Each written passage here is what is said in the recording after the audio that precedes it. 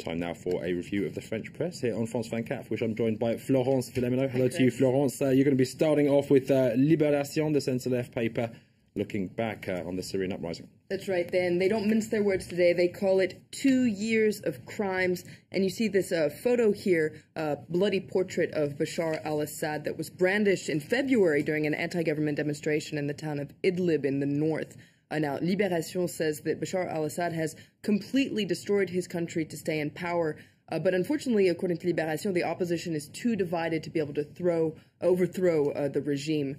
Le Figaro, meanwhile, looks at these 2 years of wars and says that after these 2 years of wars, the country is completely cut up into pieces. It says that in the summer of 2012, the uprising turned into a civil war, and now it's turning into a war of attrition that's likely to go on. And you see a map there that shows just how divided the country is.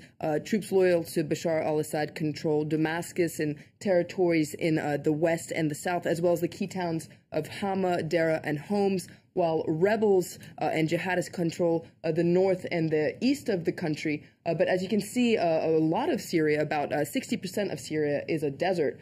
So in other words, each camp controls about 20% of the remaining territory. And France and Britain are currently at the head of this bid to tip the balance, if you like, by arming the rebels. That's right. Libération points out that the timing of this announcement is very symbolic. So this 2-year anniversary.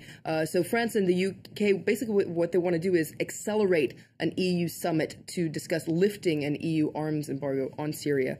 The idea is to make the conflict less asymmetrical. Now, yesterday, Foreign Minister Laurent Fabius actually wrote an article in Libération where he argued that lifting this embargo will put pressure on Bashar al-Assad. Now, the hope is that by lifting this embargo, he'll become worried and it will push him to choose a political solution that includes his departure. But Le Figaro points out that the risk is that this civil war turns into a very regional conflict.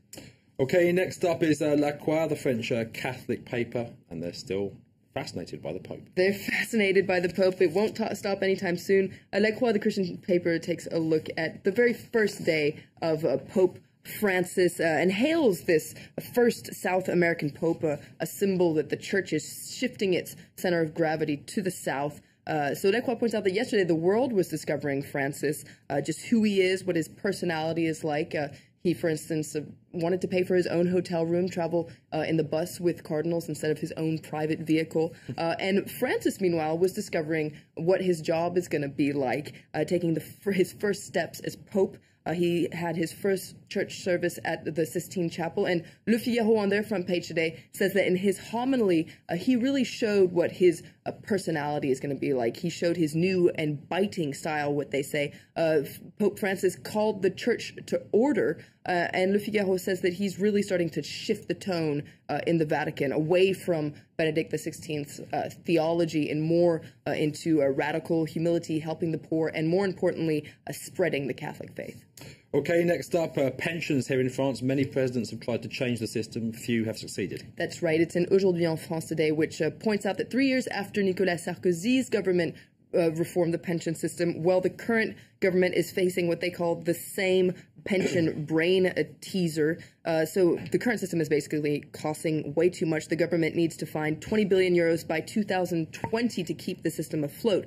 So yesterday, trade unionists and business representatives managed to agree on part of the solution to decrease the deficit, and that is basically that during the next 3 years, pensioners from the private sector, their pensions will not be indexed to inflation. So basically, their purchasing power is going to decline. That's not likely to make very many people happy, and that's on the front page of the business daily Les Echos today that points out that pensioners are going to have to tighten their belts as their purchasing power takes a hit.